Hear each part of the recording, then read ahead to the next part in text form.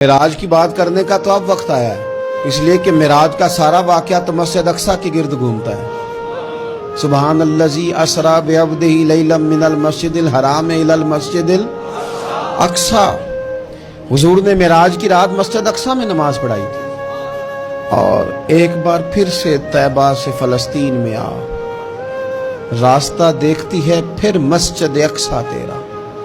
ایک بار حضور گئے تھے مکے سے مسجد اقصی، اور پھر حضور فرماتے ہیں جب میں واپس گیا نا تو کفار نے جو کہ مسجد اقصی دیکھی ہوئی تھی تو مجھ سے پوچھنا شروع کر دیا کہ مسجد اقصی کی کھڑکیاں کتنی ہیں، دروازے کتنے ہیں، پلر کتنے ہیں۔ جب انہوں نے سوال جواب کیے تو حضور فرماتے ہیں کہ رب کریم نے مسجد اقصی کو اٹھا کے میرے سامنے رکھ دیا۔ میں دیکھتا جاتا تھا، بتاتا جاتا تھا، کہہ لوں بات کر لوں۔ ایک دفعہ حضور مکے سے مسجد اقصی آئے، اور ایک دفعہ مسجد اقصی میرے نبی کی زیارت کے لیے مکے گئی، حضور کی زیارت کے لیے مکہ شریف گئی۔ اور میرے نبی تو صرف کسی چیز کی طرف ایک دفعہ دیکھ لیں تو وہاں رحمت کے پھول کھلتے ہیں۔ مسجد اقصی کی طرف منہ کر کے 17 مہینے میرے نبی نے نماز پڑھی ہے۔ مسلمانوں پتہ ہی کوئی نہیں، ہماری خبریں ہی اور ہیں، ہمارا درد ہی اور ہے، ہمیں پتہ ہی نہیں بم کہاں برس رہے ہیں، ہمیں یہ خبر ہی نہیں۔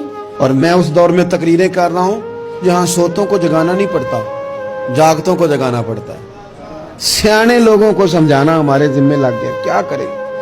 اس قوم کو سکھانا پڑتا ہے جسے پتہ سارا ہے، لیکن جان بوجھ کے آنکھیں ہماری بند ہیں۔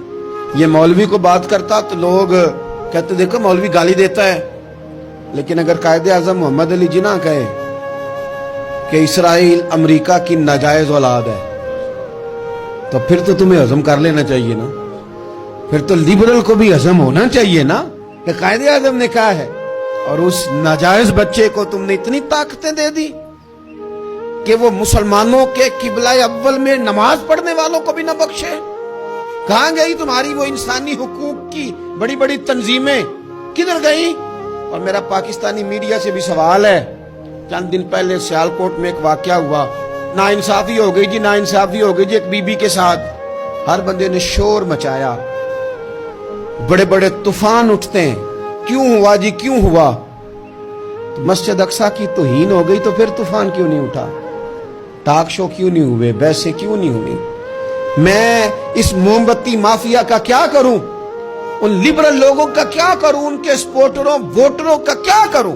ان سیاسی جماعتوں کے کارکنوں کو کیا نام دوں کہ جو ان فضول بحثوں میں تو وقت ضائع کرتے ہیں، اور وہ مسجد اقصی جس کے بارے میں میرے نبی پاک صلی اللہ علیہ وسلم سے ایک صحابیہ نے پوچھا تھا، یا رسول اللہ مسجد اقصی میں نماز پڑھنا کتنا کو بہتر ہے باقی نمازوں کے مقابلے میں؟ تو حضور نے فرمایا 1000 گنا بہتر ہے۔